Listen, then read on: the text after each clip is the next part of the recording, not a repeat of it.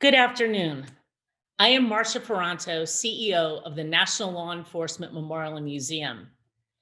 As we lead the way in telling the story of American law enforcement, we also seek to build relationships across the law enforcement community, forging alliances that help us provide our audience with unprecedented access to subject matter experts who can share solutions and perspectives on any issue related to the law enforcement community.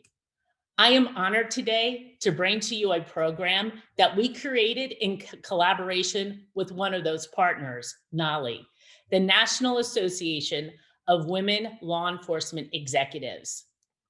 Today's panel builds on a program we offered in December of last year entitled Breaking the Blue Ceiling. That program focused on the challenges of recruiting female officers and the unique experiences they face. We're glad to continue that important conversation. You'll hear today from officers serving in leadership positions across the country. While they each have their own unique experiences and professional journeys, they share in an understanding of the challenges and opportunities facing women in the field of law enforcement. Today's women constitute fewer than 13% of total officers in this country, despite comprising over 50% of the total population. These figures have remained stagnant for the past few decades, despite efforts to increase representation. Before we begin, I would like to thank everyone for taking the time to join us for this conversation today.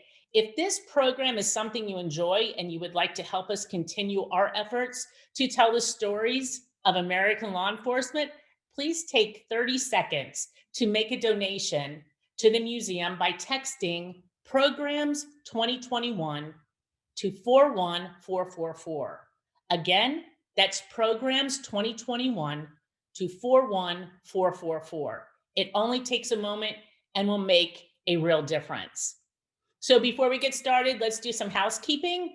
All attendees, you're muted. If you would like to ask a question, please submit your question through the Q&A tab. Please note that everyone in the webinar will be able to see your question. You can upvote questions submitted by other attendees, and our staff working behind the scenes will prioritize answering the questions that receive the most votes. A link to access the recording of this program on the museum's YouTube channel will be sent to everyone within a few days. We are also committed to providing greater accessibility to our programs and are providing closed captioning today. You can turn on the closed captioning at the bottom of your screen. Panelists, remember to keep yourselves on mute when you are not speaking. For opening remarks, I would like to introduce President Paula Balafas, President of the National Association of Women Law Enforcement Executives. Along with her role as president of NAWLEE, she currently serves as the commander for the Professional Standards Division of the University of Colorado Boulder Police Department. In her 30 years in law enforcement, she has held positions such as a patrol sergeant, administrative sergeant, crime prevention sergeant, and a professional standards sergeant. She has also supervised field training programs, volunteer programs, and physical fitness programs. In addition to being a NAWLEE member since 2000, President Balafas is an active member of the IACP and the National Association of Campus Law Enforcement Administrators. President Balafas, welcome.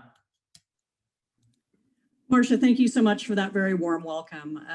Before we get things rolling this morning, well, it's still morning in Colorado, I just wanted to say on behalf of the National Association of Women Law Enforcement Executives, our membership, our board of directors, we are so excited and pleased to be part of this session today. As you know, NAWLEE strives to lead, inspire, and mentor women in the profession of law enforcement. As we seek to increase the number of women in law enforcement, I'm so excited to announce that together with the Policing Project at the New York School of Law, several researchers and policy professionals, will be helping us officially launch the 30 by 30 initiative, which aims to increase women in law enforcement from 13% to 30% by the year 2030. This is a one-of-a-kind initiative and really just the brainchild of some of the best thinkers in our profession.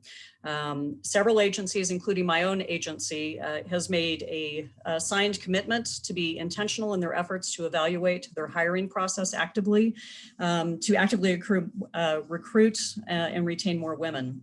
The importance of diversifying the policing workforce cannot be overstated.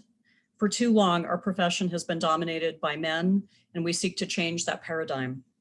We are confident that this initiative will make a transformative difference in our profession. We invite everyone to watch our social media pages for additional information on our project page.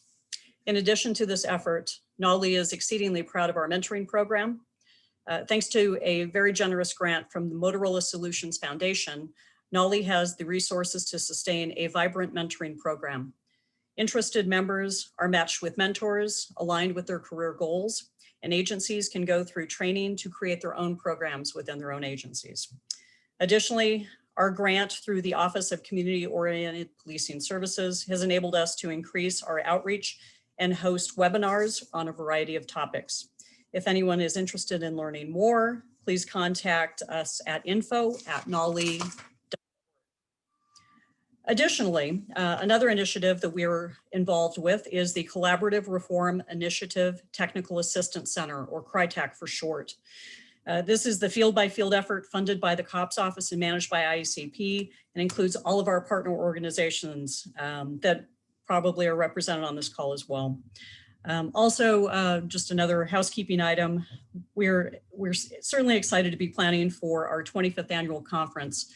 As many of you know, last year we were unable to have that in person, and we're hoping that that happens this year, August 4th through August 7th in St. Louis, Missouri, and hosted by Chief of Police Don Layman. If you give me just one more moment, you know that there's quite a lot going on with NAWLEE, and I don't mean to give any short shift to any of our programs, but just wanted you to be aware of some of the things that we have going on. I also would like to thank everyone who is here today, all of our members, all of the attendees, and we're just so pleased to have this group of women assembled here to share their backgrounds in policing and their efforts to make a difference in their communities. I know at the end of this session, you'll agree that this group truly embodies what women bring to the field of policing. We appreciate each of them taking time out of their busy schedules to come together with us and the National Law Enforcement Officers Museum and Memorial to talk with you today. It goes without saying that we are thrilled to have Commissioner Kathleen O'Toole, one of the real trailblazers in our field, here today and to moderate. I could not think of a better way to contribute to making this an amazing addition to Women's History Month. Marsha, I'm going to turn things back over to you and let you take things over. Okay, Paula, thank you. And we're so glad to be partnering with NAWLEE on this important program. I would like to now turn the program over to our moderator, Chief Kathy O'Toole. Chief O'Toole has forged a career of firsts. The first female commissioner of the Boston Police Department, the first chief inspector of the Garda Inspectorate in Ireland, and the first female chief of the Seattle Police Department. She brings a background as a lawyer to bear on her policing experience, which saw her rise through the ranks of local and state policing, serving both in the United States and internationally. In Ireland, as the chief inspector of the Garda Inspectorate, Chief O'Toole helped provide oversight and recommended best practices for the 16,000 member Irish National Police Service.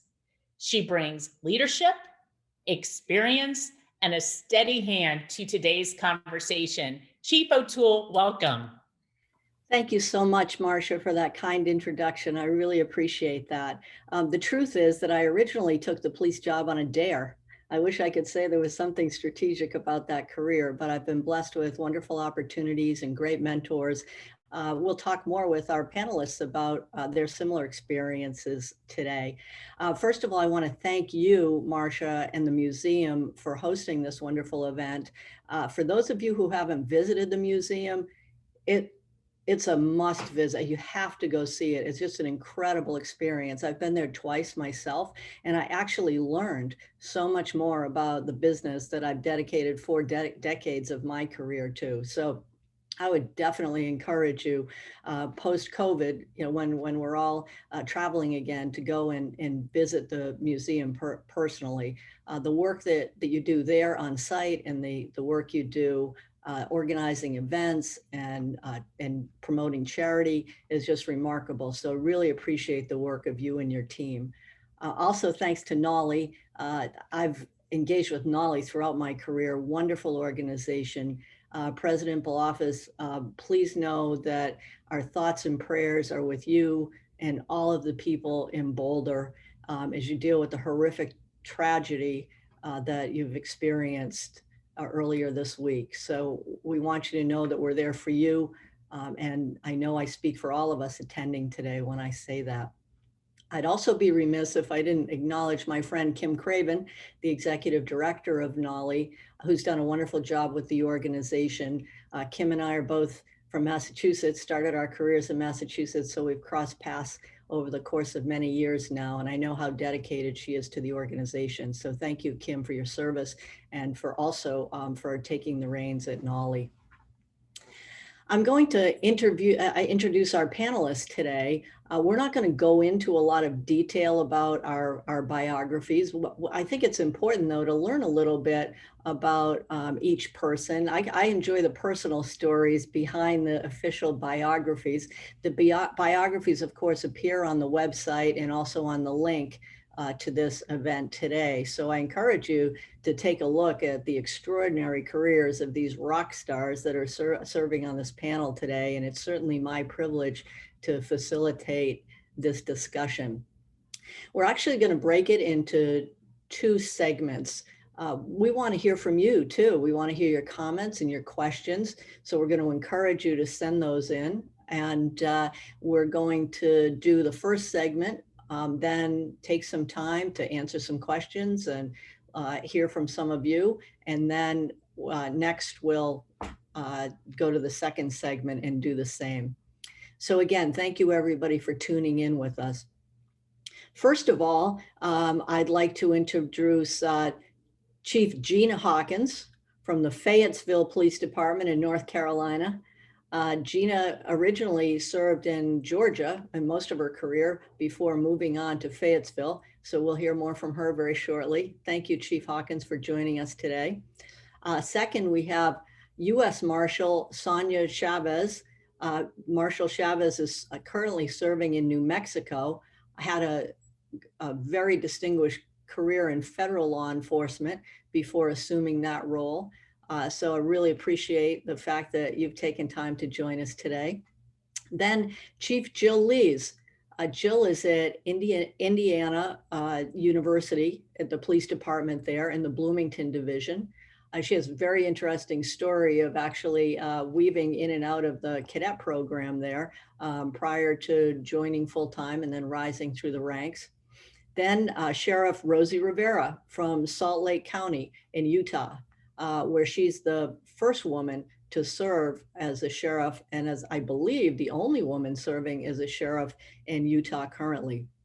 Finally, we have Chief Roxanna Kennedy from the Chula Vista Police Department in California, another extraordinary leader who's risen through the ranks.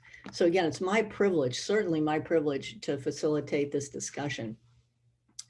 I think I'll start with Chief Hawkins. And again, Chief, I always joke with people, as I say, I took the job on a dare, and I love it when people ask me the balance question. You know, how did you balance being a career police executive with being a mom and a wife? And my answer is usually I didn't. You know, my daughter tells these horrific stories about how I forgot to pick her up at school on multiple occasions. And my husband always tells everybody when he wants to hide something on me, he puts it in the oven. So I haven't exactly been a domestic goddess. So we all have those interesting personal stories. But tell us a little bit about your own, personal experience in policing. What drove you into the business, and maybe a few anecdotes about your experience as you've risen through the ranks. So thank you first, Commissioner O'Toole. Honored to be here. Honored to be here amongst everyone, and thank you for being on the panel. Just as you said, everyone's story is different, and I had to eat.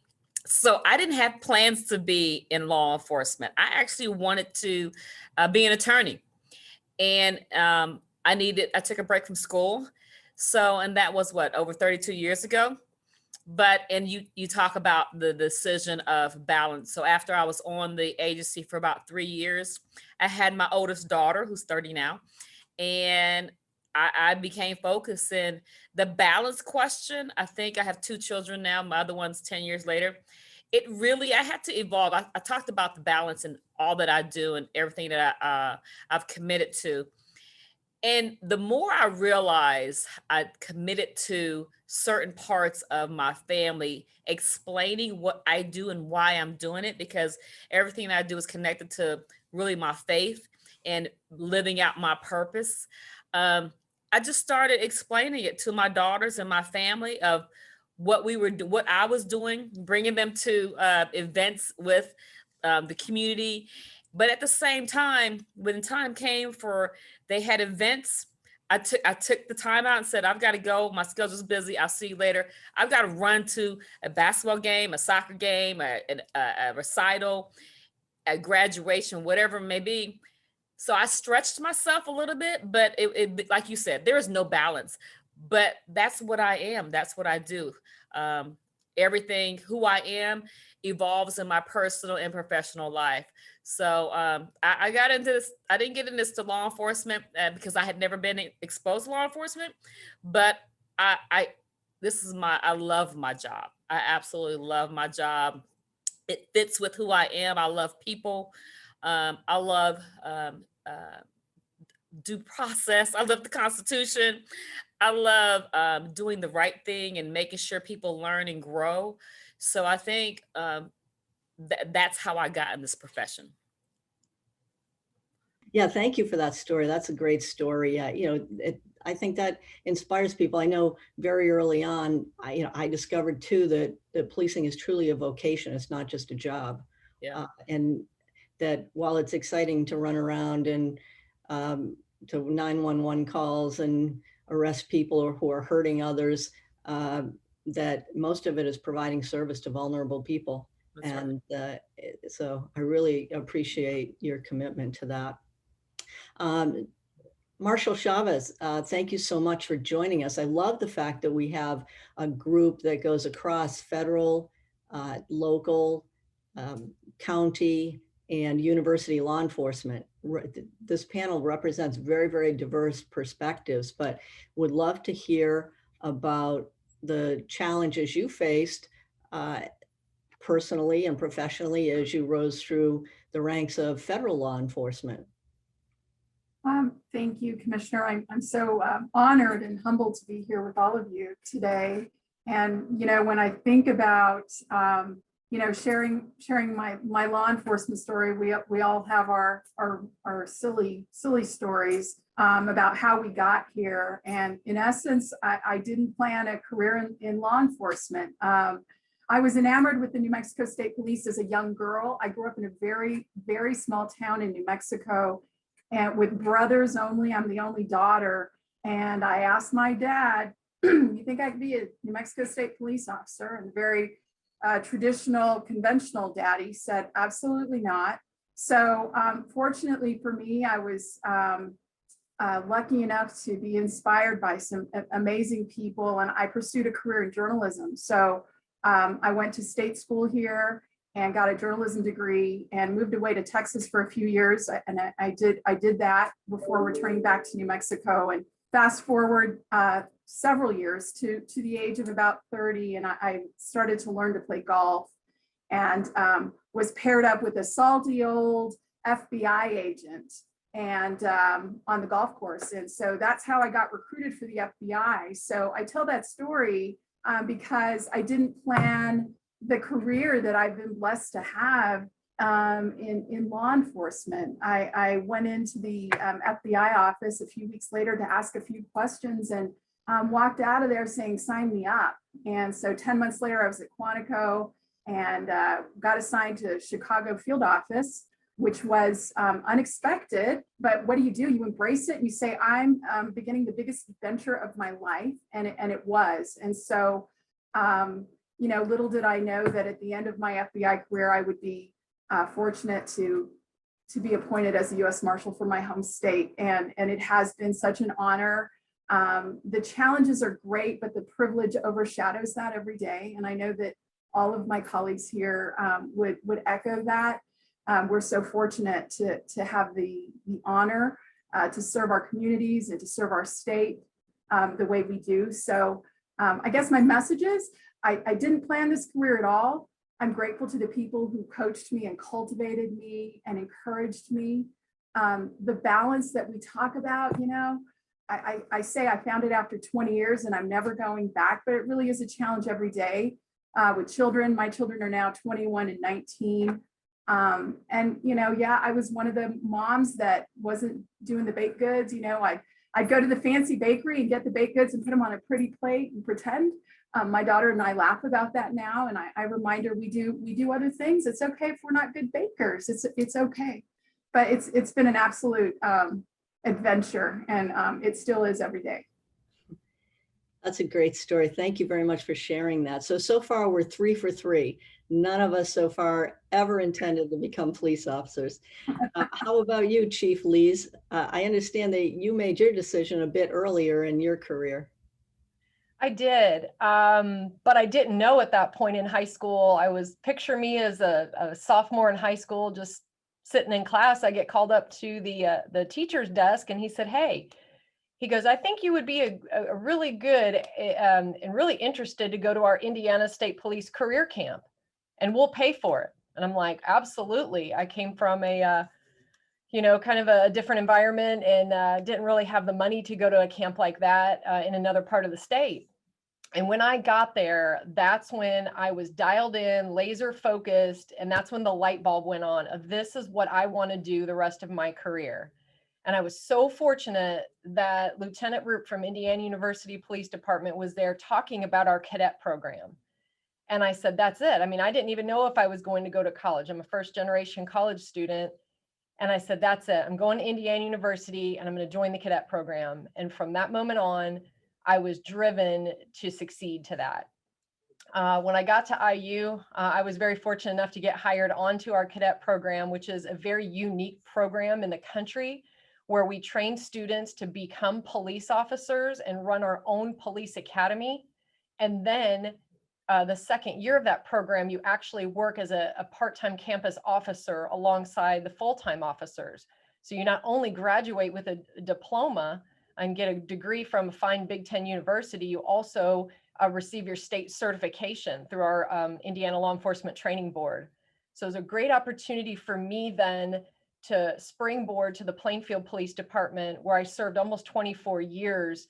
I was able to do many different things in my career in law enforcement. But I always said I wanted to come back. I always said I wanted to come back to IU. And when the chief's position opened in late 2018, I applied for it. And here I am today. And I am so blessed every single day to be back at IU. I really enjoy this environment. I enjoy having the academy. And I enjoy helping to mentor that next generation of law enforcement here. Well, we really appreciate that. We look forward to hearing more about the unique characteristics of campus law enforcement, particularly during these challenging times. Thank you for joining us today. Sheriff Rosie Rivera in Salt Lake County, tell us about your position out there. Very interesting. First woman to serve as a sheriff in Utah, a very conservative state, I understand. What's your experience been? So as sheriff, it's been really unique working in the state of Utah as the first female sheriff. but there's really not many women in leadership positions here in Utah. We have a female chief out of West Valley City, and then one sheriff who is female. And where, when I've always wanted to be a police officer since I was 7 years old. So it took me a little while to get here. And I was surprised at the lack of women in law enforcement. So one of my initiatives has always been to increase more women and diversity into the profession. I think it's really important. I was a young mother at the age, I got pregnant at the age of 14 and had my first child at 15. And I know the challenges for women to pursue their dreams. And so I try to help mentor and encourage and support all women, not just women officers, but also our civilian staff. They're very important to our law enforcement community as well. So that's what my challenge is. I run 2 separate departments, Salt Lake County Sheriff's Office, and then also Unified Police Department. I'm the CEO of the police department here as well. So it's a unique position, and I love every minute of it. And I feel grateful that I have the opportunity. Great story. Thank you very much for sharing that with us, Sheriff. And last but not least, certainly, we have Chief Roxanna Kennedy. Thank you so much, Roxana, for joining us today. Please tell us a little bit about your adventure. And so I'm hearing a theme as we continue having this conversation, that, and the same happened for me, that women do not see themselves in the role as first off, a police officer or a deputy, but also in a leadership role. And so I came from a business background, never expecting to ever be in law enforcement. I ran multiple businesses. They were wholesale retail flower businesses. So you can imagine when I started here that I had a lot of jokes about Guns N' Roses, without a doubt. But really for me, when I was in business, and I have a greater respect for people in business because it's very, very difficult. And you can only imagine right now, but customer service was what was always important to me when I was in business. And when I had some challenges in business, I had to start working with police agencies. I had some embezzlements and everything you can imagine when you're in business. And so I had to do these very detailed reports. And I had this one female officer say to me, after she's reading them and looking through it, and she said, "Man, you would be a really good cop." And when she said that to me, I call it the nudge. I started to say, wow, you think I could be a good cop? And I started putting myself in that role and seeing myself there. And it ended up where I put myself through the police academy and started applying. I was first going to be, we used to have marshals in the court systems. And I thought, oh, I could work Monday through Friday. And then I could still have my time to run my business on the weekends. And what happened is I fell in love with law enforcement. And I ended up starting at Chula Vista Police Department as an officer in a very male-dominated environment. And I've had tremendous experiences throughout that career, but I learned one thing. You have to help people see themselves in this position. You have to sometimes bring them into your office and say, take a seat in the chief's chair, because one day that could be your chair. And it also encouraged me to tell my officers that I'm the first internal chief in 67 years in my department, and the first female chief of police. So as I've had the conversation with people, they've had an opportunity to see that you never know where your career is going to lead, but it's how you treat people and what you do with those positions that can lead others there. So I love my job, and it's been difficult having a family. I have 3 children. But they have all now, they didn't want to be a police officer, though I tried as hard as I could. And when my son said he wanted to be a firefighter, it broke my heart, I have to tell you, but he's in public service. And my daughter is an ICU nurse that actually has dealt with a lot right now with COVID. So we do have a family of service dedicated to helping people. That's a wonderful story. Thank you very much, Chief. Well, let me ask you this, though. There had to be some obstacle, some barrier along the way. Could you share that with us? And if so, how did you overcome that? So I when I first started here, I believe our numbers were down to like around 9 or 10% female in our department. And so it was challenging to work in a male dominated environment, but I looked at it, and I know some people are going to think this is strange, but I looked at it as a positive. I looked at it as an opportunity to stand out. I looked at the fact that I had to sit down and strategize and look at men and look at what these male leaders, how they worked and what their goals were. And so I really kind of flipped it and turned it out as a positive for me. I have, I think one of our panelists was saying that they have 3 other brothers. I have 3 brothers. They're all younger than me though. So I learned to boss around men at a very early age. So it was very, very helpful, let me tell you. But I just started looking at, if I'm going to go into this interview, I'm going to go in there and I'm going to stand out because I'm a woman. So for me, I always made it a positive, even when people would make their comments, or, you know, I have all the stories like probably everyone here does about going on a radio call and not getting covered and saying things to me like, oh, what would the female, I didn't pull the drugs off him because I wanted to see what the female officer would do after the individual already searched them. So why would I search them again, right? But I learned from that on how to be stronger, smarter, and more strategic. And when they wouldn't cover me on a call, or they would call me off on a call, I'd drive by to make sure all the officers saw me and knew that I knew exactly what they were doing. And I can tell you that one individual who I never held it against him, I just used it to empower me, had to one day come into my office to have a conversation with me, who was his lieutenant. So that's another thing that I say with people, and I did it with Grace, but I addressed it very candidly with him about how you treat people. And I think that's what it boils down to, that I always treated people with dignity and respect. I took the higher road, but I learned from my interactions with difficult people. The profession itself is hard enough, but to have some of the obstacles that we have to learn to be strategic in how we respond to some of these challenges. And so, I mean, we could probably have a whole show just on that alone. But I think that it's find another person you trust, male or female. It doesn't have to be a female. I have great male mentors, and learn how to be strategic in dealing with individuals that want to put roadblocks or obstacles in your way. And it takes a lot of tenacity and hard work. But I mean, I am for the fact that I'm the chief of police, you know, that I rose up the ranks within this organization, the first internal chief, gives hope to other people. And many women, we have 20%. I became the chief in December 30th, 2016. We were at 227 officers then. We're now at 275. And we went from a low number of like 10% of females, and we are at 20% right now. So that 30-30, we're going to be there for you. We promise that. And, you know, we all just have to unite and work together and strategize. That's my best advice.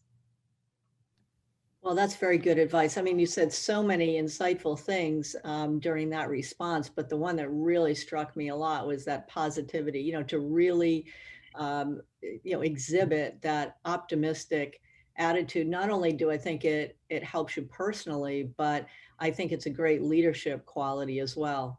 I think people really tend to follow optimistic, positive leaders.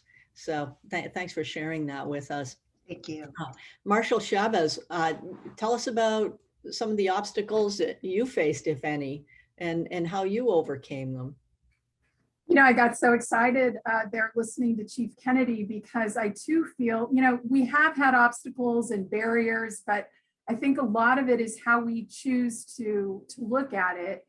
When I started my law enforcement career, you know, with the FBI, it's a second career for everyone. So we all come from varied backgrounds. And I think one of my biggest challenges initially was not being overwhelmed or intimidated by the very impressive backgrounds and educations of all my colleagues. I was reminded by, you know, one of my contemporaries early on, we all have the same job now. no matter where we went to school or what our background was. And it also reminded me that I did bring a unique dimension to the Bureau, having been a journalist, and I was a spokesperson for the governor of our state here in New Mexico. And I didn't realize at the time that that was kind of a special type of background. I didn't have any military background or law enforcement background.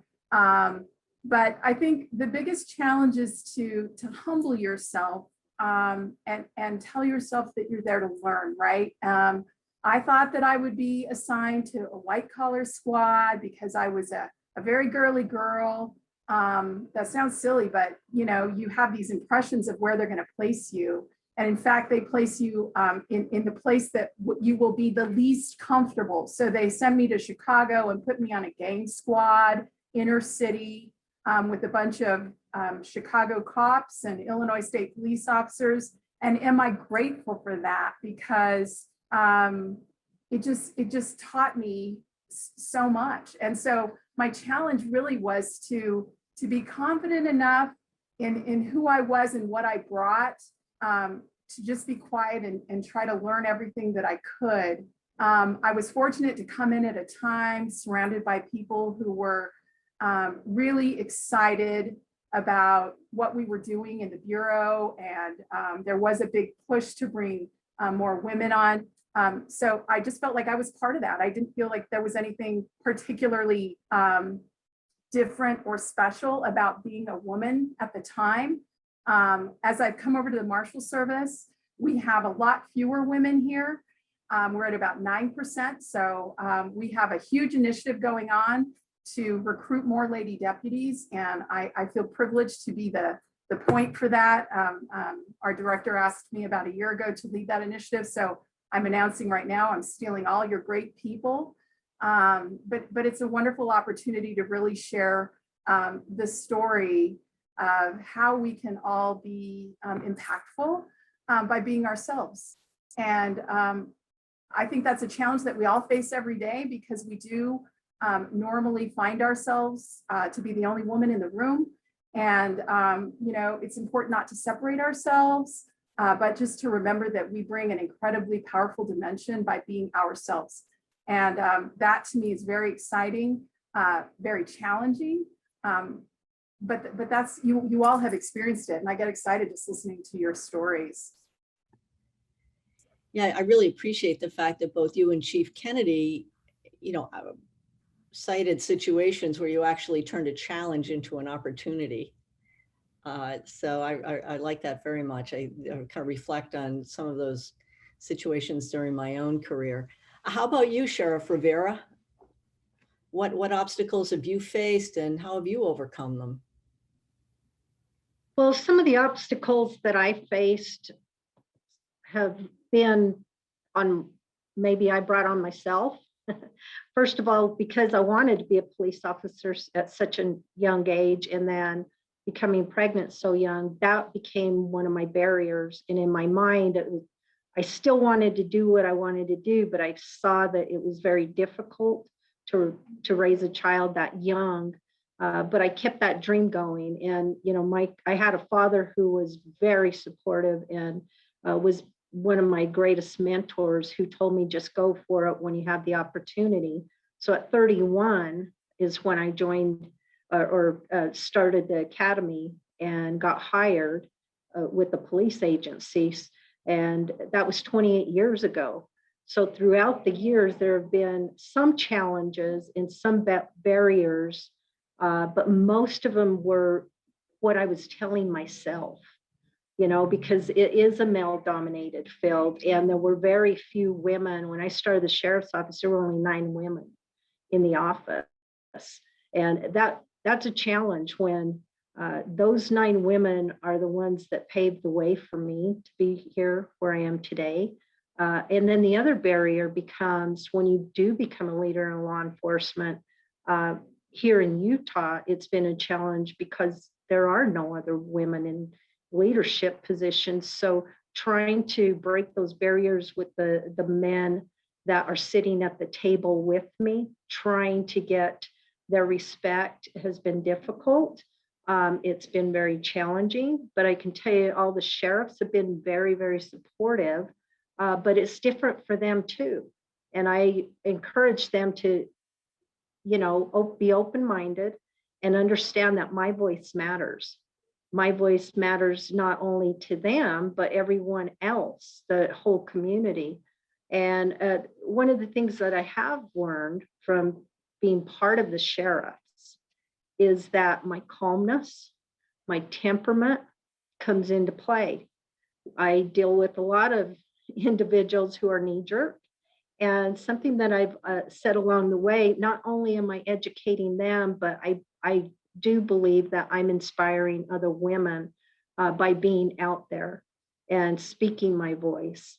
And it's been very, very helpful because I think it's important for women to see other women in those positions and understand that we have a place that is very important and we should be at the table. We have the right to be at the table and we have a right to be heard. And it's been very effective for me. And I was one of the founding members of the Utah Women in Law Enforcement Association. And that we started that association because we noticed women were not getting promoted in rank. So we got together, we came up with an association, we started to educate, mentor, and support other women. And now we're seeing women coming through the ranks.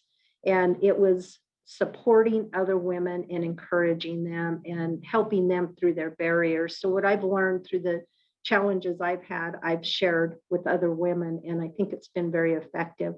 It's interesting too, because this morning I was supposed to be at a sheriff's meeting, a sheriffs and chiefs meeting, but I'm here today. So we sent one of our chiefs, and when she got there, she texted another chief to say, I'm the only woman here. Yes, you are. There are not very many women chiefs, that attend these type of meetings. So I thought it was important that if I'm not going to be there, fill it with the chief that is a female. And she's starting to see the challenges, but I think it's going to help her along the way too. And whatever she learns, she can pass on. So that way we do pave that path for other women and encourage them. I love your personal story. I just think it's just such a wonderful success story. Good for you for really sticking with your dream and following through and not only entering law enforcement, but rising to the top position in your organization. It's just remarkable. And so really proud of you for that. Well, thank you. I appreciate it. Yeah, no, it's great. And I think it's a wonderful story. I mean, what a wonderful role model too for young people in the community. What about you, Chief Lees? Challenges and how you overcame them along the way? I think one of my biggest challenges early on when I graduated Indiana University is that I was very young. So I was a certified officer at 21 and got hired right away after graduation at my previous agency. And I came into an agency that I didn't really know much about the agency or the town. I did not go back home after college. I stayed in the Indianapolis area. And I just felt like, I was kind of a fish out of water at first because I was the third female officer ever on that department. And I really just focused on the job, focused on what I needed to do, and just for them to view me as I'm not just some 21-year-old. I'm confident, I am certified, and I can do the job. And so that's what I did. I always said I put my head down and just worked really hard at anything I ever did. And I was very fortunate to have the chance to early on become a DARE officer, become a bicycle patrol officer, become an instructor, a field training officer. I'm very fortunate the opportunities that they provided me that I was able to capitalize on. And I think one of my biggest pieces of advice that I always give women in law enforcement or even any officer is try anything and everything. Everyone wants to go out and be on SWAT and K9 and all the high liability or the high adrenaline runs. But if you try everything and you try the things that people don't want to do, I was able to write policy. I was able to be accreditation manager with people didn't want my job. And then you get good at it. And then you end up being the department expert at it. And that's what really helps you rise through the ranks. So my barriers early on was age and getting that initial promotion. Really trying to put my name out there and show them that I could do the job. Later on in my career, when I was selected to come over to IU, it was then a flurry of what do we do? Jill's leaving at my previous agency. I was the deputy chief when I retired. And someone came up to me and said, and I'll never forget this, and this kind of summarized my whole career there. It was that, I've always looked at how hard you've worked, and I've always felt that everyone has taken advantage or taken you for granted, that I would always be there. I would always take care of certain tasks. And that obviously became their obstacle of trying to, replace all the things that I did. And that was something that really resonated with me. And it just hit me like a ton of bricks, that if I really sat back and looked at different things, that during my career and all the different tasks that I did on the police department, that people just assumed I would do it, or people just trusted in the fact that I would do it. But at the end of the day, I think they trusted me a little bit too much to do it instead of that value that I did bring to the table. So I was really appreciative of the comment that he made, and it showed that I mattered to him, and all the work that I did matter to people at the department, whether they did say that. But sometimes throughout your career, you just kind of feel like you just keep grinding and grinding without any result that you'd like to see that's tangible. But please believe that there are so many things behind the scenes that you do that do not go unnoticed. So I think that kind of sums up a lot of how I just worked my way up through every rank of the department.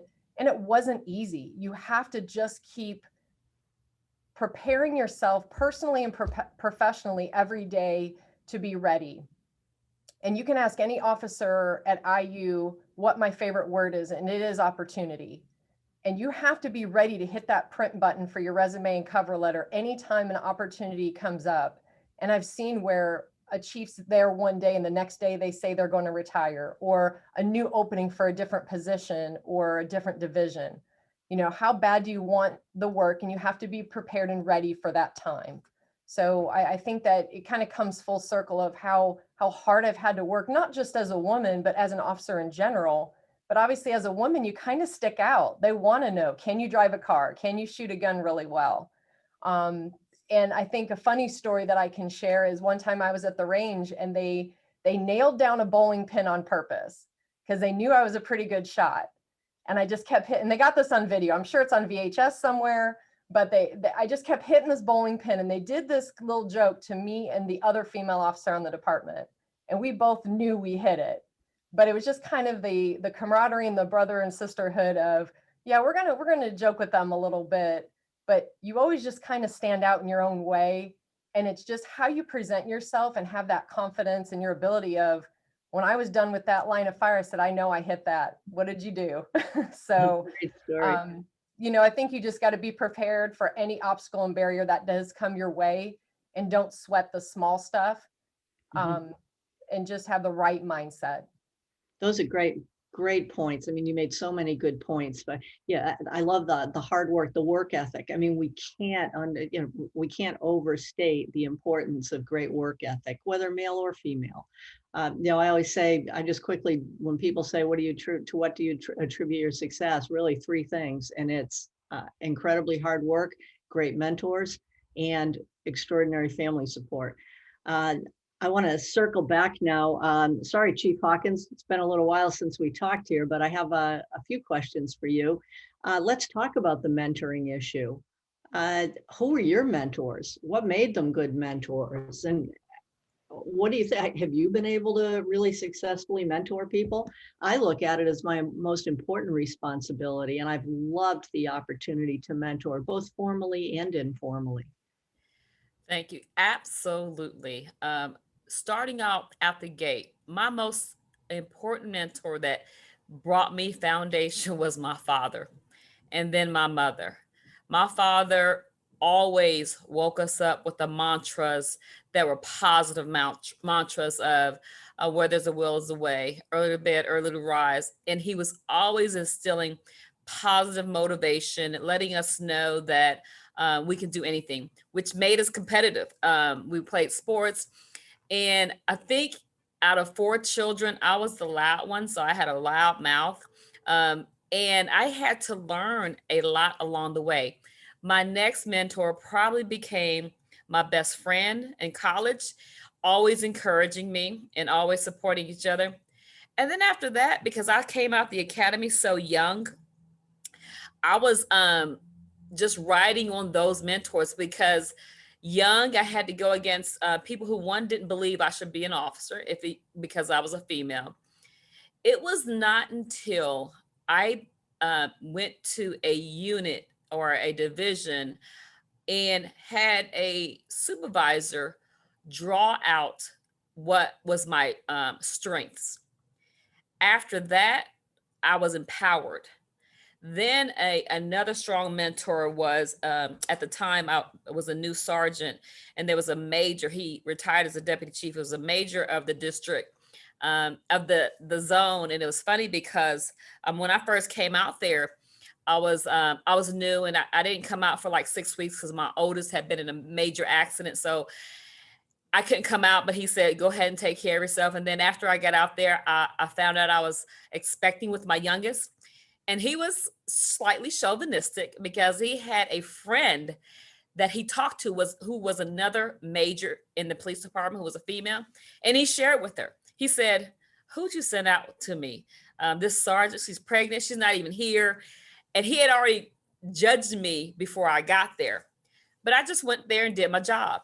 And he saw the work that I did. And then he brought me and said, okay, I'm gonna need you to help me do my job. But he was a mentor because he allowed me to eventually be honest with him. I confronted him about that statement. I confronted him and said, hey, I know what you said about me. And he was honest to say, you're right, I'm not perfect. But he also told me, he says, look, I know that you work hard and I know you're smart. And it is my responsibility to prepare you to be a leader in this organization because I'm a leader. So I'm about to help you, one, slow down, learn how to be patient, and understand different elements of an organization. So that was my first mentor, because he moved to different places and he took me along the way. Even when I didn't want to go, he was like, no, I kind of need you to come help me in this other division. So he became, to this day, he's a great mentor, I can call him. And then I had other female leader mentors. Then I went to another department, and that chief at that time, I learned so much from him, based just watching alone.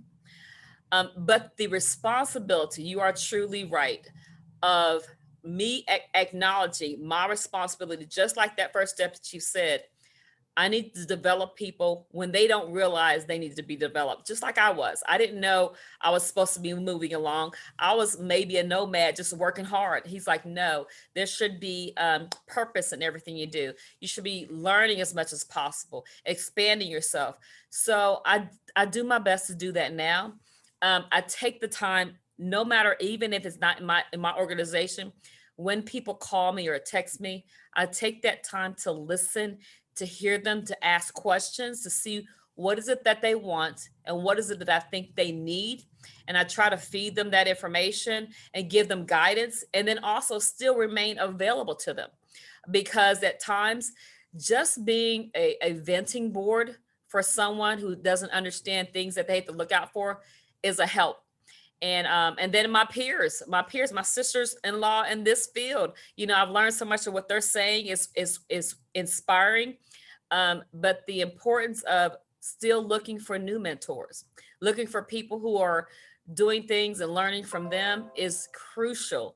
But never giving that up. Males, being a mentor to not just women, to men, and actually being a mentor to people. I said in the beginning, I love people. I'm in this field because it just happens to fit my passion. But at the same time, as I learn from other people, whatever they're doing, I try my best to encourage them to get out their own heads. As Sheriff Rivera said, as far as your biggest obstacle is probably yourself, doubting yourself, and putting your own barriers up when you shouldn't, and just needing that nudge to move along the way to say, okay, what else do we need? Do you need my help? What can I help you figure out and study and prepare the dots? Because once you get focused, you're going to be able to do it. And then if you don't get that position or that spot, then just wait and learn from that at that time and see what else that you need so that when the opportunity comes, you're ready for it. Oh, you made so many incredible points there. I love the fact that you acknowledged your family members. I often say that too, that, my dad was a teacher, my uncle was a missionary priest, two of my grandparents were immigrants, and, the courage that my grandparents showed, in leaving a place where there was just a lot of poverty and no opportunity, and just with the clothes on their backs, just the courage to venture off to a new world was just remarkable for me. I love that. And then that commitment to service that I grew up with. So I love the fact that you acknowledged your family. I mean, mentors don't have to be simply people in the workplace. In fact, I think that most of the people that have influenced my life, my career, were people that preceded my career in law enforcement. Although I was really, really fortunate to have great mentors like Bill Bratton, who went on to be the New York commissioner and the chief out in LA, and just an extraordinary friend and mentor, continues to be today. So I really appreciate, and I think we have a responsibility not only to mentor people in our own organizations, but I love to put my arms around young people in our communities and try to provide them with opportunities, whether they're educational opportunities or job opportunities, and just help and guide and support them. I think that's incredibly important too. What about you, Chief Kennedy? Tell us a little bit about your experience with mentoring, both as a mentee, but also as a mentor. Well, for me, we didn't have a lot of female officers at our department, so I really did look out to other agencies and find women that I wanted to emulate or that I could learn from. And you don't have to sometimes even know the individual. So for instance, with Commissioner O'Toole, like I mentioned to you before, I followed you in your career, and I was able to read articles and learn, and it was kind of providing me an opportunity to learn from your experiences as well. But what happened for me in Chula Vista is I found that as I was a female lieutenant here, that there were so many women that wanted to learn from other women. So in 2009, we started kind of an offshoot of what they did with the women leaders in law enforcement for the state of California. And we did one here in San Diego County. And so we had 800 people show up at our police department for this event that we put on. And it made us realize that there are so many women that just want to hear from other women. They want to learn. We had many of our leadership, male counterparts all showed up because they wanted to understand. And sometimes they don't understand the stories because they don't walk in our shoes, right? And so that created the whole process for us to start as one of the founding members of San Diego County Women Leaders in Law Enforcement group. And when I became the president of that group, and we're able to grow it, and still to this day, it is going. And in the state of California, every year we have a huge event where we bring all law enforcement women together along with our male counterparts, as I mentioned. And it has become, usually on average, they have about 1,000 that show up for the event. And it's an opportunity to network. Part of it is just network and talking that makes a huge difference. But I did want to tell you something that I found that was important, as I always look to leaders that I kind of say, you have to walk the walk. And so to me, that's super important when I'm looking for somebody who's going to be someone that I look to for ideas and as a mentor. And oftentimes, what I learned through the mentorship I had through women leaders in law enforcement in the state of California is I never ask of my people to do what I'm not willing to do myself. And I think when you create an environment. What women bring to the table is compassion, which I think is so important, humility, and they understand that humanity is an important aspect, the human side of law enforcement. And so what we do here in the city of Chula Vista is we have a motto, and it's called, "It's the heart behind the badge." And when each of my officers walk out the patrol area and they go out into the field each day, there's a mirror that's there and they see their reflection in it. And it says, it's what's behind the badge that matters most. So it's really all about the heart for law enforcement.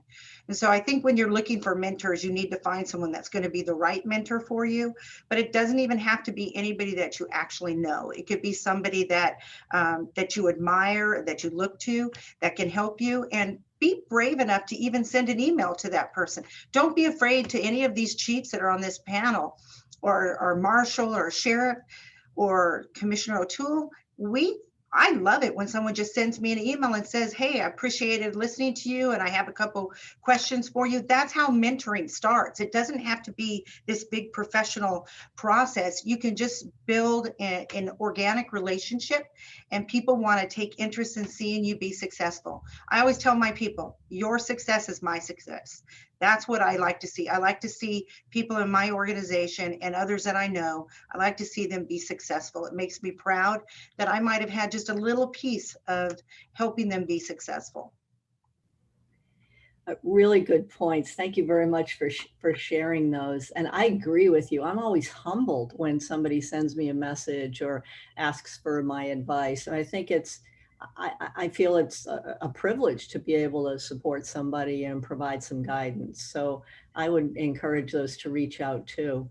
I'll never forget when I first met Bill Bratton. I admired him from afar because, he was a rising star in policing. He was only 32 years old when he was appointed to the #2 place in the organization in the Boston Police Department.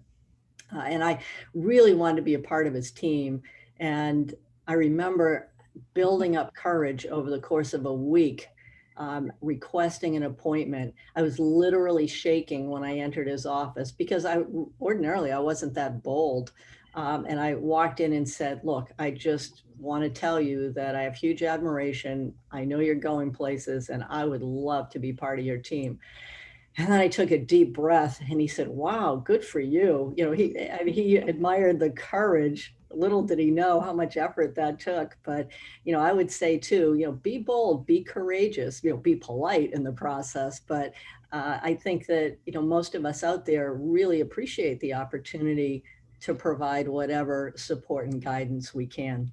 We're getting some great questions coming in here, so I'd like to get away from the scripted questions and speak to the audience a bit. There's one question here, I really appreciate it, asking what advice we'd give to women in law enforcement that are not in sworn positions. This is an area that I feel passionate about. I don't think we've given enough attention to or respect to those who make commitments to police careers that are non-sworn careers. When I was in Seattle, for instance, as the chief of police there, by the time I left, my command staff was the most diverse in the department's history in terms of race and gender, but also it was diverse in terms of thought and experience. We had, by the time I left, half of our command staff was non-sworn. And among us, we had some extraordinary police officers, career police officers, who were well-educated and very committed. We had 4 lawyers, we had 4 PhDs, we even had a former Boeing engineer who contributed to our command team. And we were diverse in every respect, diversity of thought as well. So I'm really hoping that as time passes, we're going to see greater emphasis on providing equal professional development opportunities to our civilian colleagues in the business. I just noticed recently there's actually a woman who rose through the civilian ranks of a police organization in New Jersey who was appointed to the chief's position. So I think that's really interesting. So I guess my advice to the person that submitted that question is, you deserve to have the same opportunities, to get the same respect. And I think that all of the advice that women are providing here in this forum today applies equally to you as well. Any of my fellow panelists want to weigh in on that one? Can I? I would love to do that. Absolutely. Absolutely. Everyone in my organization, and I can't stress that enough, is important no matter what position they're doing. But I see people and the value when you empower people to support the mission, the whole mission. And you never know where it's coming from. But as you see the interest, I've had a research and developer, my accreditation manager, who she was all on board. She was young. And I realized she supported the organization. So I made sure she received the training to understand what we were doing and why we were doing it, to the point where she got recruited by another major city organization. And I'm excited for her. And literally they saw her, how beneficial she was. And I'm just ecstatic because when she's there, she knows a lot because she was overly just attentive to work. I have also my crime analyst division. Every single one of them support the sworn staff, my communication, because I also share with them their role. We need their role for information, and then whatever training they need supports everything. And when they're empowered to do that, they go out and proactively support the sworn side. I actually just created another position that's administrative, non-sworn, so that I also can have the continuity for the position of the chief. Should the chief leave, you don't have to retrain a sworn position as a chief of staff, as the top level. The business side continues on. So non-sworn, keep looking for training, keep asking for training. You have to be bold enough to also ask and look, what else can I learn about law enforcement, the business law enforcement, the analytics, to see what you want to do in that field. So be proactive with it and ask your supervisors all the way up the chain. You follow the same chain of command as sworn. Just ask those questions and go out for the training that you need. Yeah, I appreciate that, Chief. And I think I would hope that all the chiefs and senior officers on the call today, the sworn people on the call, will provide opportunities to non-sworn people in their organizations. Really consider, as you're promoting people into a particular role, does that role need to be sworn? I found it was just wonderful to bring more diversity of thought into the realm when we were developing new reform and innovative strategies in Seattle. So I would encourage all the people on the call today to think outside the box and bring people in who've have completely different perspectives. It's exciting. It kind of broadens everybody's horizons. Sheriff, did you have something to say about this as well? Yes, I just wanted to say how important our civilian staff are to us. I think that we have to continue to thank them all the time because they do support our agencies and everything that we do with our mission. And one of the things that we do is when we're recruiting, I've been on the recruiting photos with them. So people understand that it's not just law enforcement, it's our nurses, it's our records clerks, it's all of the forensics, it's everything matters to the police department to complete our mission. But I think at the same time, we have to let them know that how much they're appreciated all the time, and keep reinforcing that. When I first, wanted to become the sheriff, I noticed that with our civilians, our policy was so outdated. It said female, not just the officers, but the female records clerks, just any female employee, you had to wear your hair in a bun. Now that was way long ago when, people viewed women as you should have your hair in a bun and up. So as I became the sheriff, I changed that policy because our records clerks, they have their role and it's important, but sitting behind a desk doing computer work, doing, some of our records for us doesn't require them to have their hair up in a bun and all women look the same. So we changed that, and it was very interesting to see how they took that. The morale changed. And now you see them, they do their hair very nice, everybody looks good, but they're not given this image that they're supposed to look like from man who created those policies 100 years ago. And, it's very interesting to see how just that small dynamic changing the policy changed the morale and made them feel, appreciated. And I think it's really important that we recognize some of the barriers put in place years ago with not knowing that women, are going to progress in law enforcement, and we have to change with the times, and that's important. Thank you very much, Sheriff. We have so many great questions coming in that I'm going to do a lightning round here. I'm going to ask everybody to try to answer the question within a minute.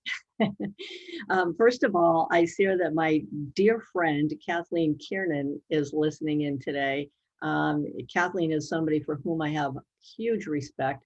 We kind of rose through the ranks during the same time period. She in federal law enforcement, she rose to be an assistant director of the ATF.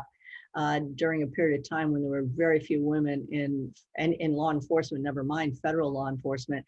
But she was asking for all of us, and I'll just turn to a few of you here, but what about the challenges of balancing freedom of speech and some of the extremist viewpoints which exceed First Amendment rights with the department and ongoing demonstrations? How are you doing that in your communities? And I think I'll first turn to Chief Kennedy to tell us a little bit about what's happening in California, how you're balancing that First Amendment versus some of the extremist activity. And then I'd also love to hear from Chief Lees as well. But we'll try to do a lightning round here so that we get to everybody's questions. Thank you. You gave me the biggest challenge of keeping it to 1 minute, so I'll try to do that. But it has been a difficult time in law enforcement because we've always wanted to balance the rights of people to have freedom of speech. And I've been a commander of our mobile field force team that has been involved in always protecting people's rights to be able to do that. We've been very lucky in our community. We sit right next to San Diego and we're 7 miles from the Mexico border. So you can imagine that with, cross-border, cross-traffic violence, human trafficking, all these things, we have many challenges that we have had to deal with, and our crime has increased by 30% this past year. And then getting our officers to actually I've had to deal with trying to encourage my officers that you have to be on the streets right now, that we need to be out there protecting the vulnerable, because as COVID hit, they didn't want to deal with proactivity. So that's been a challenge as well. But we have not had to deal with many protests. We've had a few of them here, but they have all been very peaceful.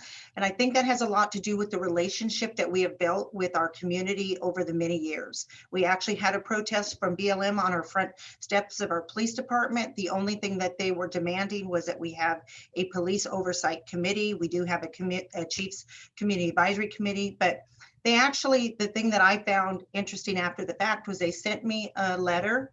And they said they were proud of our police department because they saw so many officers of color as well as many women, and they felt like the officers treated them with respect. So as a chief of police, I couldn't be prouder. But then again, I had to send my officers all over San Diego County for the many protests that were going on. And these were more than protests. They started out as protests and rallies, and then they turned into very violent encounters where my officers had hatchets, bottles, and so forth thrown at them. So it's been very challenging, but I think right now the most important thing for law enforcement is to listen and be connected to the communities. And I have, as the president of the San Diego County Chief and Sheriff's Association, my role is to bring in all the activists and community leaders and faith-based leaders that feel that segments of their communities are marginalized. And I encourage you to think about this as well. You have to have the conversations and you need to invite people to the table. But there is nothing wrong with reform if it's done for the right reasons. And so that's really what we have to talk about right now. We've done a lot of policing over the years the same way. And right now I tell my people, I don't care if we've always done it that way.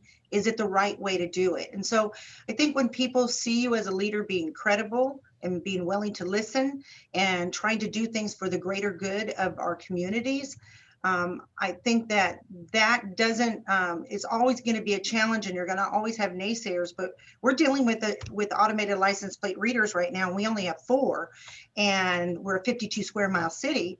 And we actually got tremendous support after we took the time to have a community forum and just sit down. Even though we've done it many times before, the time is different. So right now, even if you've done all these things and gone to city council in the past, no one was listening before. And so it never was an issue. And now you as a law enforcement leader, you have to do things differently, and you have to really make efforts to connect with your communities. And so to me, it's fundamentally important that we don't keep our doors closed in law enforcement, that we open them up, we engage. We expect when we go to a restaurant or to a grocery store to have customer service. Well, the same thing should happen in law enforcement. When people stop calling us is when we will no longer be there. And right now we need to provide our community with customer service right now. We need to take care of our community. If you invest in your community, they will invest in you. Well, so much for that lightning round. Told you I can't talk for 1 minute. No, you know what? I'm so pleased you did, because you covered so many wonderful things, and that it just goes to show that my ability as a moderator is very limited. But that was extraordinary. Your answer was perfect. So thank you for doing that. And I really appreciated what you said about the importance of community, because you really need to establish those relationships ahead of the event, that trust and those lines of communication. And I always try to connect with community organizers to the greatest extent possible, whether it was prior to an event or sometimes if it was a spontaneous event, try to seek them out at the event itself. And I really think, although we don't have a lot of time to talk about it today, that in terms of demonstration management, it really needs to be a tiered approach, starting off with as soft approach as possible, police officers in ordinary uniforms, engaging with people on the front lines, but of course, preparing, having the invisible, SWAT resources or mobile field forces or public order platoons hidden behind the scenes. So if things do escalate, you're certainly prepared to agree to deal with a very violent situation. But interesting to hear about the campus environment, Chief Lees, and let's see how you can do in the lightning round here. I tend to speak very fast, so I'll just speak even faster. I just wanted to share very briefly the campus perspective. And I guess we always say that we know how to have a demonstration here on the Bloomington campus. There's probably not a week that goes by that we don't have someone, some group or organization exercising their First Amendment rights. And you're absolutely correct, Kathy. We take a tiered approach. We reach out to organizers, and we are very, very fortunate on our campus to have a demonstration response team that's led by our student affairs, which is even a softer approach. And we really can gauge the temperature that way. We have a great connection with our local Bloomington Police Department. We work hand in hand. And again, this is something that we do when we can put a plan into place very quickly and easily. And last summer, we had a demonstration that included thousands of people that myself and the chief of Bloomington Police Department walked alongside people, and it was very peaceful. Because there again, we have a culture and environment here in Bloomington that is very open to First Amendment, exercises and for different events. So that is something that we constantly work at every day with every different type of group and organization. Great. Thank you very much. Really good information. I want to thank Chief William Balling for joining us today. He sent in a message. He is currently serving as the president of the Ohio Chiefs of Police Association, and he sits on the Ohio Police Officer Recruitment Committee. So he indicated that they're looking for programs now. They're working on programs to help diversify Ohio law enforcement agencies. And he's wondering if there are people on the call today, on the panel today as well, who would be willing to help explore. And I say, absolutely. We have a great team backing us up today between NAWLEE and the Law Enforcement Museum. And we promise you, Chief, that we'll be back to you, and anything that I can do or we can do to support you, we're all for it. Sometimes we don't have to reinvent the wheel. You know, we can look to best practices elsewhere. And even though each of our jurisdictions is unique, there are some principles across the board that apply. So we promise to get back to you. And thanks very much for joining us today. We appreciate it. Let's see, what else do we have? Also, there's a request that we send out a list of resources or organization websites that are being mentioned today. So we will certainly ask the team, the backup team, to do that as well. There's another question here. Does 30 by 30 include inclusive language to specifically hire transgender women, non-binary folks? So do we have any, let's see, who do we have on here today that represents the NAWLEE and Law Enforcement Museum 30 by 30? And I would say absolutely. I certainly hope it does. That it's been a priority of mine as I've gone out and tried to recruit a much more diverse candidate pool. We were very successful on that front in Seattle by first establishing relationships with the community. And then actually we had the community come in and help us develop policies and procedures generally across the board. So I say absolutely. We were very successful in our relationships with the transgender community in Seattle. We hired a transgender officer while I was there, and I believe that they've continued to do recruitment in that community. So I'm all for it. Anybody else have any questions? We need our police services to be truly representative of the communities we serve if we're going to be credible and trusted.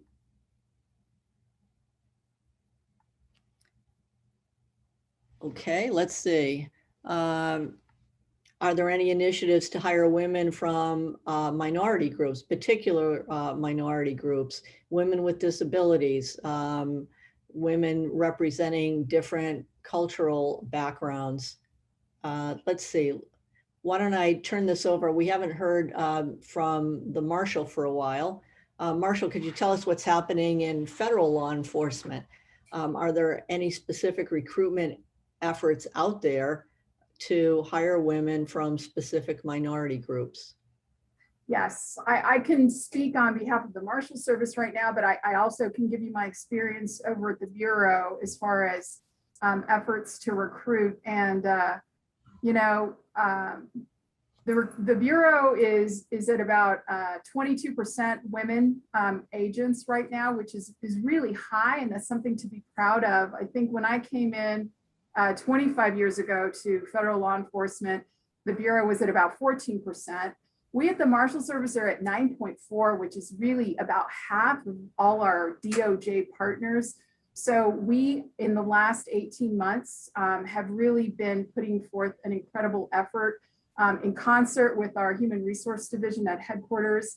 And so we're trying to be strategic about it. We're very fortunate here in the Southwest because we have a great diverse pool to pull from. They've done all kinds of studies about diversity and what areas we can target. Sometimes people are afraid to use the word target, but when we're looking for special groups of people, specifically women and ethnic minorities, which I am both. The Southwest is a really good market to pull from. So we're fortunate in that we have a target-rich environment here. So in the Marshals Service, we have been working exceedingly hard to get out to universities, the laboratories, and different police agencies that I'm very honest with the chiefs and all my friends over there that I'm stealing their people. So I know that most agencies across the country are really trying to emphasize the need to look like our country and look like our communities. And I know that in general, law enforcement is very committed to trying to recruit and bring forward a workforce that truly represents our communities. It's really very powerful to be able to go to some of these recruiting events as the U.S. Marshal and tell them we're recruiting girls like you. We're a very rural state, and I grew up, as I said earlier, in a very tiny town. And to be able to say I grew up on dirt roads with love, water, and air, and you can do this. People said that to me and believed in me, and it's really powerful for us to get out and do that. So I myself am incredibly committed to this. And I ask everyone to take it on. It's not hard, but it takes effort.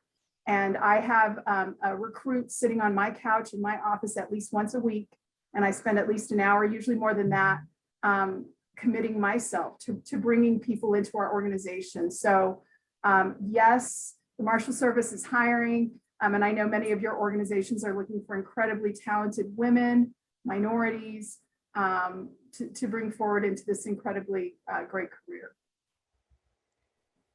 Thank you. Thank you so much, Marshall. Really appreciate that. We have another question here. As leaders who also happen to be women, do you have any advice about intentionally creating a group of professional supporters, collaborators, and leaders who are also women? I would just say no better organization than NAWLEE. So I hope that those of you who aren't members of NAWLEE will certainly can consider NAWLEE membership. And then I'd also encourage you on a local level to go out and not only engage with other women who are in law enforcement, but women who represent very different disciplines as well. I think with a lot of the unique challenges we're facing in our communities today, particularly at the complicated intersection of public health and public safety, we're going to need multidisciplinary approaches. We're going to have to harness our resources across disciplines. So I would really encourage you to get involved in organizations that go beyond law enforcement. I think we'll shift gears here. If we don't get to your questions, I promise you that we will follow up and try to answer them offline. But just want to shift gears a bit and talk about the incredibly challenging times today. You know, I've lived through the riots and demonstrations post Rodney King, post Ferguson, and now post tragedy in Minneapolis. You know, I guess we really need to capture this opportunity to get it right this time. So I'd be interested in hearing from all of you, you know, where do we start? How do we ensure that 10, 15 years from now, we're not having this same discussion? I mean, I'm completely committed to police reform. I've been working on police reform for the past several decades on both sides of the Atlantic. And so I'm absolutely committed to reform. I also think that we should embed a culture of continuous improvement and innovation in our organizations so that we're always looking to do better. You know, in other words, we're not just going to have a reform plan and tick the boxes. We always need to push the envelope and see how we can get better. But let me start here with Sheriff Rivera. Where do you think we're headed now, Sheriff, in terms of reform and innovation? What do we need to do to get it right this time? Well, I think we're headed in the right direction. First of all, we have to not be afraid of police reform. And I think that we have to make sure that we're looking at evidence-based information, not knee-jerk reactions. And, you know, people's feelings are important, but it isn't always what it is. So using evidence-based information is going to be the best way to move us forward to the future. So generations don't have to deal with what we're dealing with now. And I think that consistency between all law enforcement agencies has to happen, because what we're seeing is when one agency does something, that creates problems for all law enforcement across the board. And we find out that we're not all doing things the same. And sometimes those consistencies work better for law enforcement. So that's just my opinion. No, I really appreciate that. Points well made. You know, no question the community has to have a strong voice at the table. You know, I've always said when people ask me what my community policing strategy is going to be, I tell them I'm definitely not dictating it from the top down. I really think it should be developed from grassroots, from the bottom up, and people who live and work in communities, and actually cops out in the front line, know better the challenges they're facing and usually come up with some pretty good solutions for dealing with those challenges. So I think community voice is going to be absolutely essential in the process. How about you, Chief Kennedy? Well, thank you for asking, because you brought up a couple points that really are important to us right now. The way that we focus on policing in Chula Vista is we meet the needs and the expectations of our community. And we've been very lucky here because we're the lowest staff department in San Diego County, which creates challenges and for those of you who might be on the East Coast, this might sound crazy, but we don't even have one officer per 1,000 out here. So we have to be very innovative how we police our community. And when you're talking about reform and you're talking about change, we utilize our community advisory committee to do that. They look at all of our policies, and we've been taking what the state of California is very progressive when it comes to laws and requirements and policies and relating to policing. And right now it's even more challenging than it has been before. So we're trying to work with them to make sure that the laws are for the right reason and not for a reaction to what's occurring. But there's two little areas I want to focus on about why technology can be used to enhance the safety of your community and can be used to enhance your officers as they're out there in the field and the subjects we encounter. So right now, everyone's talking about de-escalation and officers' actions, and we all wear body-worn camera here.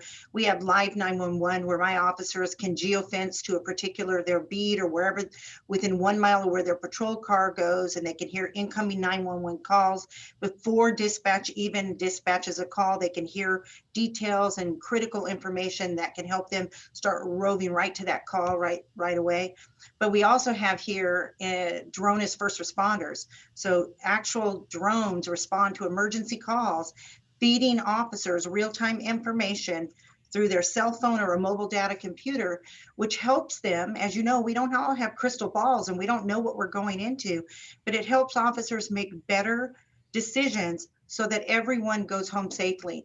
And I'm hopeful that we just received the FAA approval to go citywide. So 100% of 52 square miles receives the ability to have drones respond there to feed information. And in some of these national stories that we hear, it would be nice to have officers to have more information. So maybe sometimes we don't even go into the scene. So I think it's really important for us right now to look at everything in policing, to reevaluate the way that we handle things. Our officers are in an immensely dangerous profession, but we also want to make sure that we're keeping our community safe, and even the individuals that we contact, the subjects we encounter, the first thing we want is for them to go safely as well. So I'm excited about what the future holds for us in law enforcement. Yeah, thank you. I really appreciate you raising technology issues. I mean, technology can be a wonderful tool. Certainly, it will never replace the need for good human interaction and development of trust with the community, but certainly technology tools can be great. I love using technology and transparency and public facing dashboards, of things of that nature, share as much information with the community as possible. I think sadly, a lot of people have no idea what police actually do. Right. I saw a study recently that said that police only focus on violent crime 4% of the time, and on law enforcement less than 15% of the time. That's across our country, meaning that we spend a lot more time dealing with and trying to assist vulnerable people. I know in Seattle, 10,000 times a year, we were addressing people in serious mental health crisis and trying to get them the services they needed. So I think it's really important that we use technology to gather information and share as much of that as possible with our communities as well. Right. I encourage you, Commissioner, to have them go to our website, because you can see the flight plan 24 hours later, synopsis of calls, all the dashboards are there. We put out all of our use of force. So dashboards, to me, agencies can be way more transparent, and it helps those officers in the field or those deputies be able to direct them to a place to receive all that transparency. Now is the time where we really have to look at what we share, that we're more open about sharing with our communities. No, I think you're absolutely right. And then when people see that officers are using force in a fraction of overall cases too, it puts things in perspective. So I think if it's bad news, we just need to put it out there, take responsibility for it, and work with the community to address it. And if it's good news, then why wouldn't we share it? And I think we need to help police tell their own story as well. I would say, Chief Hawkins, what do you think about this? What's the most significant thing that you have underway right now that you feel will help with police reform and community trust? So thank you for that question. What I feel, I'm gonna start off by saying, remember I start off by, I'm very competitive. So I'm always working to try to get it right and do it right. As well as I'm a big cheerleader. I love my family. I love my profession. So I'm gonna always support my profession and my family. But at the same time, I'm gonna hold them accountable the most. I'm gonna have high expectation for them. So what I truly believe, at times where I've had challenges in my career, I had to first look at myself and really self-evaluate myself. Am I doing it the best way I can be doing it? Have I made errors? And take ownership of that. So I think the first reform is us looking at ourselves first, trying to be honest, trying to look in from a different perspective, trying to truly understand the biggest and best asset we have is our personnel. Educating our personnel to truly whether it be the perception of the community, the perception of the people who feel like they're marginalized, and try to understand it from their perspective, knowing that if we are truly projecting our intention and taking our actions the best way we can, then we're first listening, bringing them to the table and say, well, why do you feel that way? And then reevaluate it. Can we do it a different way to make sure we're on mission? I sit on the National Use of Force Task Force, right? We've started since 2016, 2017. We need volunteer agencies to volunteer that data so that as a profession, we are evaluating true data that we can get better with. I also believe having a national policy of standards is where we need to go. I don't want to be afraid that my daughter is driving late at night in another jurisdiction, that law enforcement entity is going to treat her as I know they should in the same manner. But unfortunately, I am, because my daughter is of color. I also have to have that conversation that she may be treated differently, because it's an honest conversation and it's about survival. So if we work to establish across the nation national expected standards for agencies that are not accredited to be able to follow and have best expectations for 21st century policing, reform, reimagining, things that we know as a profession we work towards every day, and provide those policies and procedures for the entities that cannot afford to be accredited, but also need shared training commitments, shared learning opportunities, shared empowering opportunities. I think that is going to be the biggest change for reform, as well as educating not just on the community, but on different cultures. Truly wanted to say, I really want to learn about your culture, what you're feeling in your environment. I really want to learn about your community from your perspective, because I don't understand that and I want to learn that. So that's what I believe would change a big reform for our profession in the future. No, I really appreciate your comments. Those are great, right on point too. I have another question here, and it's, what advice do you give women trying to get into law enforcement? You know, how do they stand out when competing against other candidates? I think if you study and bring your true authentic self and share, listen to the questions, listen to the expectation, study and know what you want to do and why you want to do what you're doing or be in this position, you're going to stand out by itself. When I do interviews for everyone coming on to my agency after they've passed most of the background. And I want to hear the honest person tell me what they can bring to the table.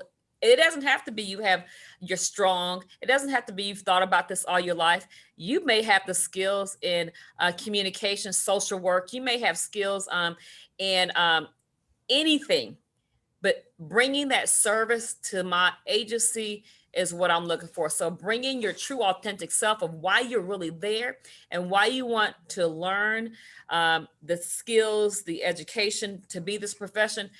I believe being your true authentic self is what is going to make you stand out and not be afraid. I love that word, authenticity. I mean, I don't think there's anything more important than being authentic. And so I really appreciate that answer. All right, so let's move on to some of the other questions we have here.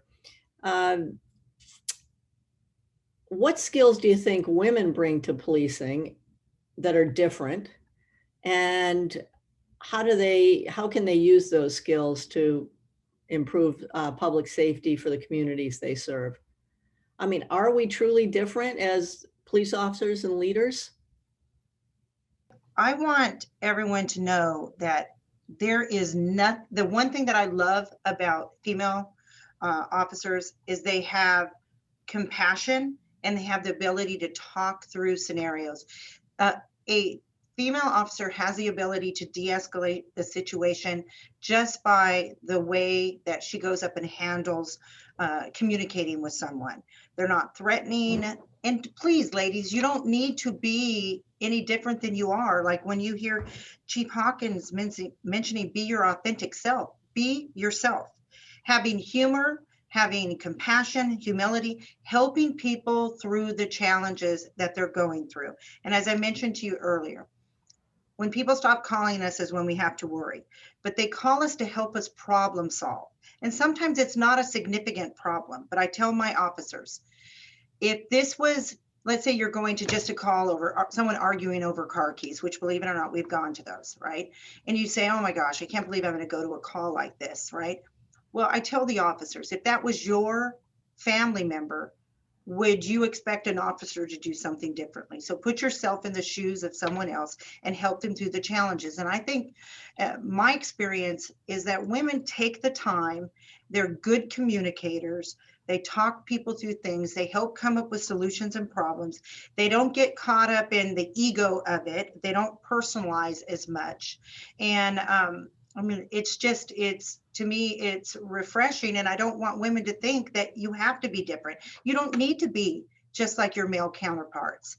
Be proud of who you are. I've had people say to me when they find out I'm in law enforcement, and please know that I love all of my employees in my department, but they would say, they can't believe, they go, well, what are you're in law enforcement? Are you a dispatcher? Or do you, well, you don't drive a car by yourself, right? And that's women saying that to me. So we all need to encourage each other and realize that each one of us brings unique, different characteristics that make us successful. But I mean, the female officers that I have rock. The support staff that I have here, we call them professional staff at our department, are 67% women. They rock. And it's the way that they handle situations that makes them so successful, because women know how to talk through situations. They can get men to do things, sometimes these subjects that we encounter, that their male counterparts cannot do, because they use ego sometimes with it. And so I just be yourself. Yeah, I think you're absolutely right. I mean, when I think back on my own mentors, they were all men. There were no women in the business at the time. And so we all have unique personality characteristics and all of that. But I learned most from those people, those men who were incredibly authentic and principled. So I think that we need to look, whether it's females or males, we need to look at people's principles, people's values, and personality characteristics. But yeah, I mean, there are lots of debate. There's lots of debate out there about male leadership style versus female leadership style. But hopefully over time that's blending nicely, and we're just learning, you know, what's the best leadership style. Well, yeah, we just want good leadership style, whether you're male, female. And it's principle and authenticity. I think it starts there. So thank you for your answer. You know, also, I know that you were hoping to answer another question that came up, and that's one of the panelists is working on a collective impact initiative since August and would like to hear about human trafficking efforts. I know it's a little bit shifting gears a bit, but I know that you have particular interest in this area. Do you want to share that with us? Yeah, well, like I said, we're 7 miles from the Mexico border, and human trafficking is really a significant issue in our community. And right now we have human trafficking task force. We have them within our own organization as well on a regional basis, but they're really focusing on the vulnerable community that are being impacted. And right now, even with, you know, I completely understand anyone wanting to have an opportunity to be a part of coming into the United States. But unfortunately, there are some individuals that are focused on using that in a negative way to create challenges for these individuals coming here. And when you see the human trafficking issues that we're facing right now, especially people are children of very young ages. We're seeing kids like 14, 15 years old that are kind of being placed into situations where they're indentured servants as well. So it's a huge issue here in San Diego County that we all have to work together on a regional basis to address.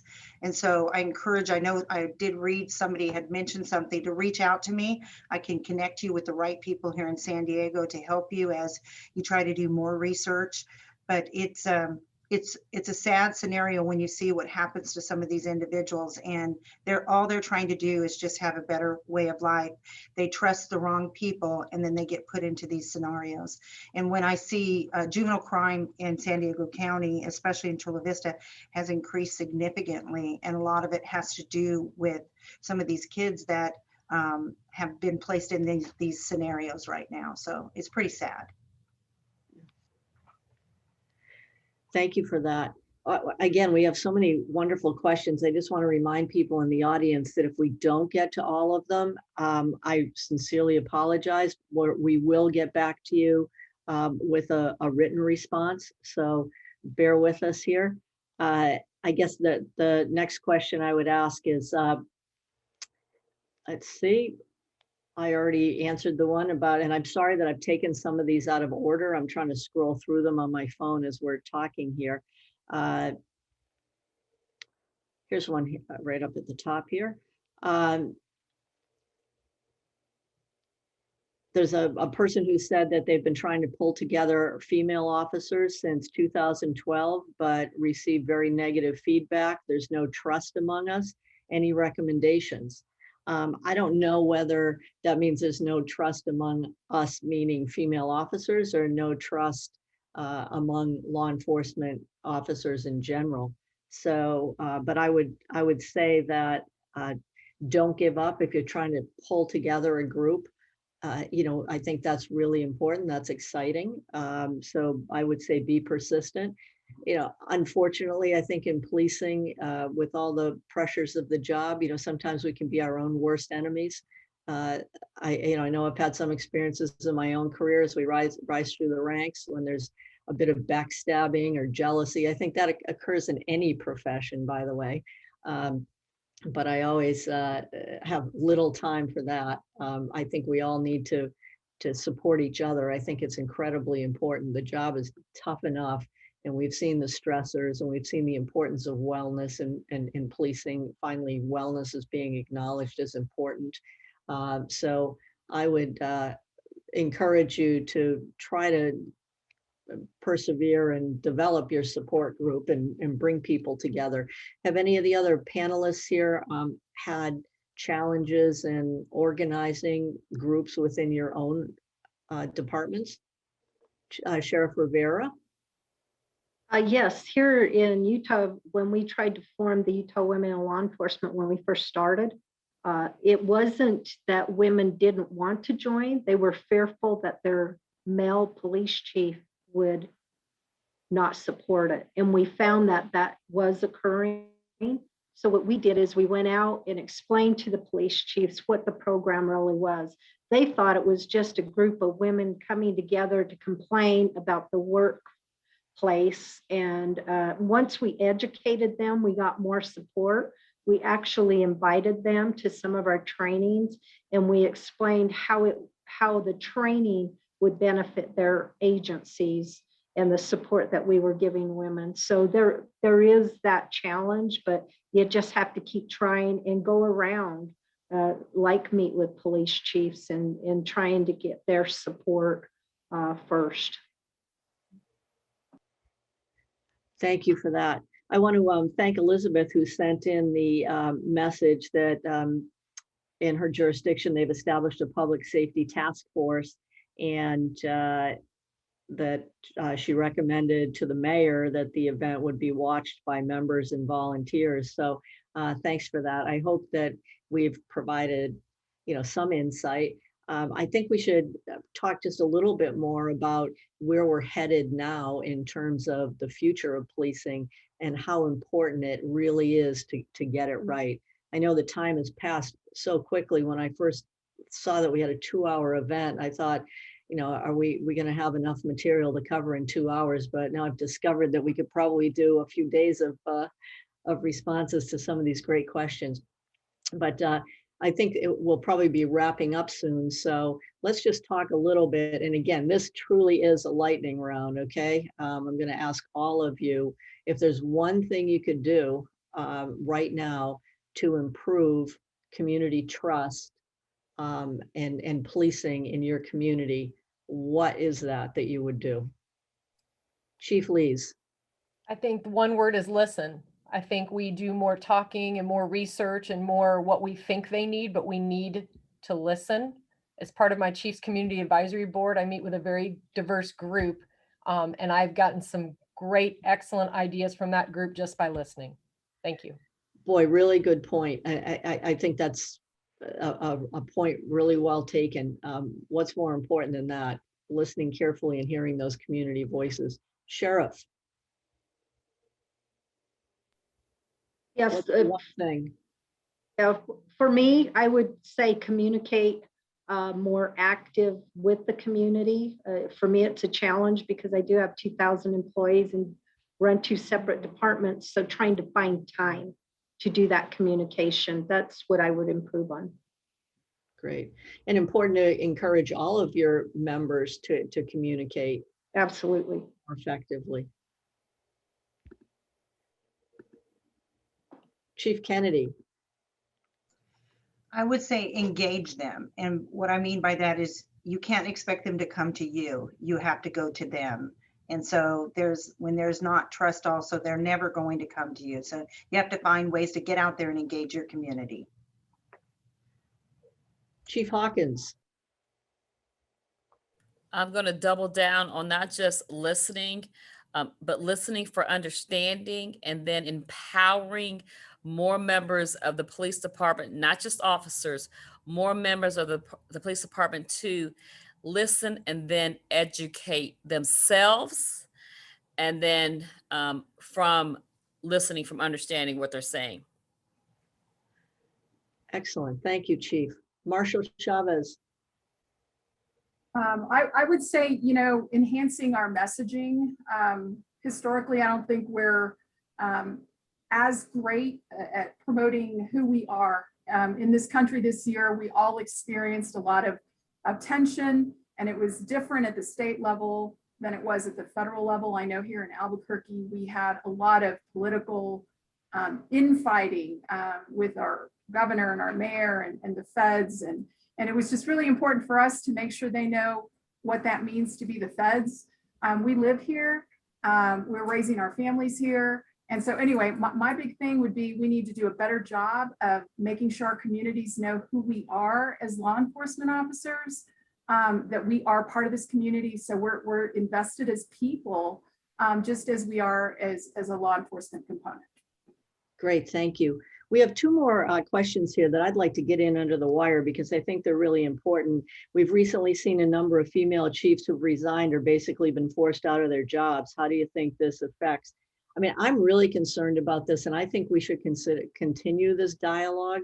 And I will encourage NAWLEE to do that. I think there's such a disincentive for good people right now to pursue leadership positions because it's such a toxic environment. So I totally I appreciate that question. And that was from Dorothy at John Jay College. And we would love to continue that dialogue with you in the academic environment. But I think that NAWLEE should lead the charge as well. You know, how do we encourage good people to lead, particularly women, when the environment can be so toxic?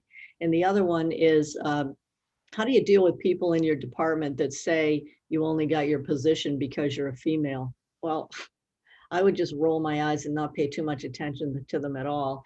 I think if you work really hard and you show that your commitment and you're authentic in your engagement with people, most people will respect you. And it's usually my Irish grandmother used to use a term called the begrudgers, meaning the jealous people. You know, they're the ones that'll make comments like that. And I wouldn't spend too much time worrying about them. So thank you for that. I guess we're ending up pretty soon here, but I would just say that during these very, very challenging times in policing, I really appreciate the opportunity to have this dialogue and to continue discussions like this. It's really, really important that we come together and harness our resources and think about the future. And I totally agree that this has to be thoughtful dialogue. We have to engage with our communities, with our elected officials, so that we're not responding to knee-jerk reactions. We're actually having thoughtful discussion about the future of policing, because our communities are counting on us to do that. So thank you all panelists for engaging in this very, very thoughtful dialogue today. And once again, thank you to my friends at NAWLEE, and thank you to our friends at the Law Enforcement Museum for providing us all with this opportunity. Have a great day. And thank you, Chief O'Toole. Thank you for moderating such a great panel discussion. And thank you to our esteemed panelists. Once again, I'd like to thank everyone for participating and watching today. Many of you already know that due to our inability to secure gathering permits, our May National Police Week that we hold here in Washington, D.C., that is centered around the annual candlelight vigil honoring those officers who have lost their lives in the line of duty, has been postponed until the weekend of October 14th. However, I need you to know that we remain committed to holding a virtual candlelight vigil on May 13th at 8 p.m. and many other virtual activities during National Police Week, May 10th through the 14th. So visit us at lawenforcementmuseum.org for more details. Our programs are made possible by our generous supporters and individuals across the country who understand our mission to tell the story of American law enforcement. If you would like to support with a donation, please go to lawenforcementmuseum.org, where you will be able to make a donation right online, or you consider making a gift today by texting programs 2021 to 41444. I gave you the email, the website twice. Now I'm going to give you a third time. So please join us for our next public program on April 22nd, when we'll bring you a discussion about officer safety and wellness in tribal communities. You can find more information and register at lawenforcementmuseum.org. Thank you once again for joining us, and make it a great day.